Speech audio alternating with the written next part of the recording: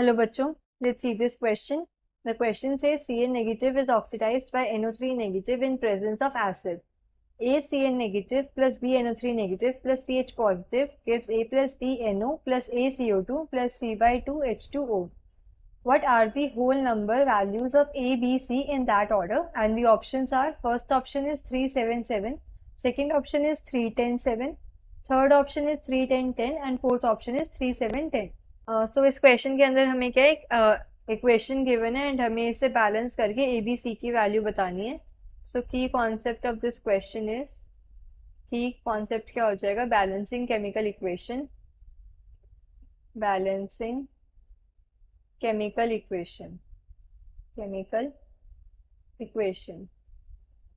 अब ये क्या है, हमें एक रिडॉक्स रिएक्शन गिवन है. रिडॉक्स रिएक्शन क्या होती है, जिसके अंदर ऑक्सीडेशन एंड रिडक्शन क्या है साइमल्टेनियसली होता है, वो हमारी रिडॉक्स रिएक्शन होती है. सो अगर मैं लिखूं ऑक्सीडेशन क्या होता है, ऑक्सीडेशन को हम ऐसे बोल सकते हैं, it is the loss of electrons.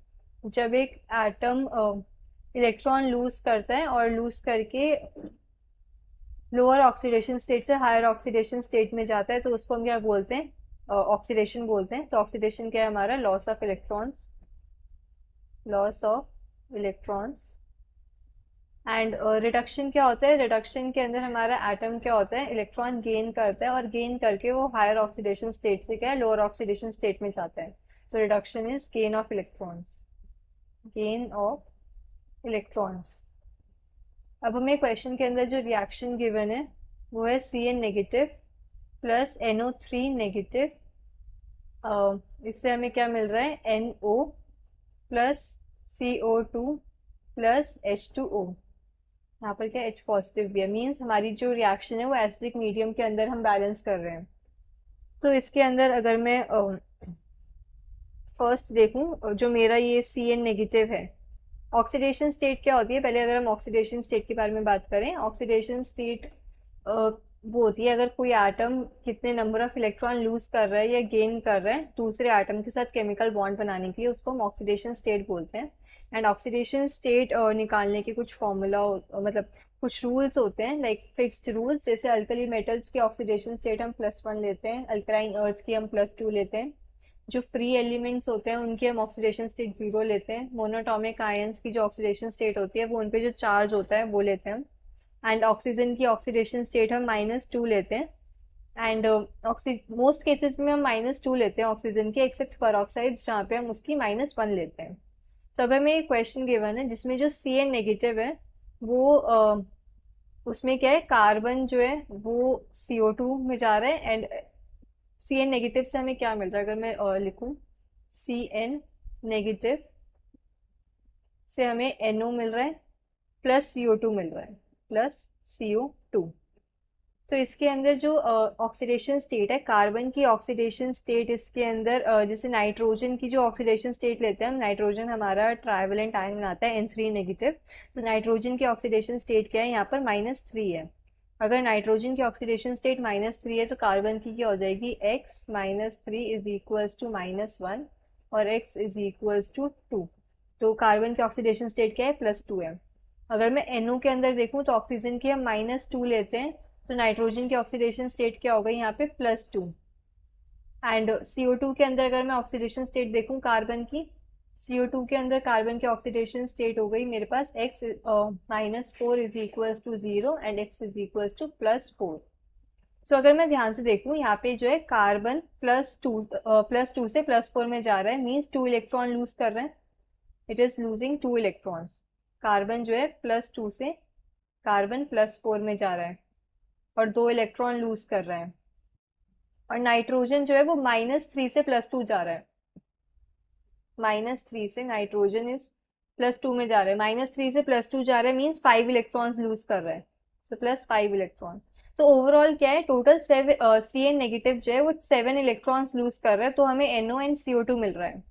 तो इसको मैं ऐसे लिख सकती हूँ कि Cn negative gives NO plus CO2 plus 7 electron. So ये मेरी इक्वेशन 1 आ गई. नाउ अगर मैं इक्वेशन 2 की बात करूं, इक्वेशन 2 में क्या है, मुझे NO3 नेगेटिव से NO मिल रहा है. अब NO3 नेगेटिव के अंदर अगर मैं ऑक्सीडेशन स्टेट देखूँ नाइट्रोजन की, उसे मैंने x लेट कर लिया, प्लस ऑक्सीजन की हम -2 लेते हैं, इंटू 3 इज इक्वल्स टू -1, तो x -6 is equals to -1, x is equals to +5। यहाँ पर क्या है, +5 ऑक्सीडेशन स्टेट है, एंड NO के अंदर ऑक्सीडेशन स्टेट कितनी है, जैसे ऑक्सीजन की -2 होती है तो नाइट्रोजन की है +2, तो +5 से +2 जा रहा है, मीन्स 3 इलेक्ट्रॉन गेन कर रहा है, 3 इलेक्ट्रॉन गेन। तो यहाँ पर क्या हो रहा है, रिडक्शन टेकिंग प्लेस, रिडक्शन। तो इसको हम ऐसे लिख सकते हैं कि NO3 negative plus 3 electron gives NO। ये हो गई मेरी इक्वेशन 2। अब इक्वेशन 1 के अंदर 7 इलेक्ट्रॉन्स हैं, इक्वेशन 2 के अंदर 3 इलेक्ट्रॉन्स हैं, तो इलेक्ट्रॉन्स कैंसिल आउट करने के लिए मैं इक्वेशन 1 को मल्टीप्लाई कर देती हूँ 3 से, एंड इक्वेशन 2 को मल्टीप्लाई कर देती हूँ 7 से। So equation 1 into 3 plus equation 2 into 7, तो मुझे ओवरऑल इक्वेशन क्या मिलेगी, ओवरऑल इक्वेशन आएगी मेरे पास 3 CN negative, then plus 7NO3 negative, 7NO3 negative gives 3NO plus 3CO2 plus 7NO। तो इसको हम ऐसे भी लिख सकते हैं, इक्वेशन क्या हो गई मेरे पास, 3CN negative plus 7NO3 negative gives 10NO plus 3CO2। ये इक्वेशन आ गई मेरे पास। अब इसके अंदर अगर मैं चार्ज बैलेंस करूं, हमें क्या एसिडिक मीडियम के अंदर बैलेंस करना है, तो लेफ्ट साइड पे मेरे पास क्या है, -10 चार्ज है, एंड राइट साइड पे मेरे पास 0 चार्ज है। तो अगर मैं लेफ्ट साइड पे +10H+ डाल दूं तो मेरा चार्ज बैलेंस हो जाएगा, तो यहाँ पे क्या आ गया, 10H+।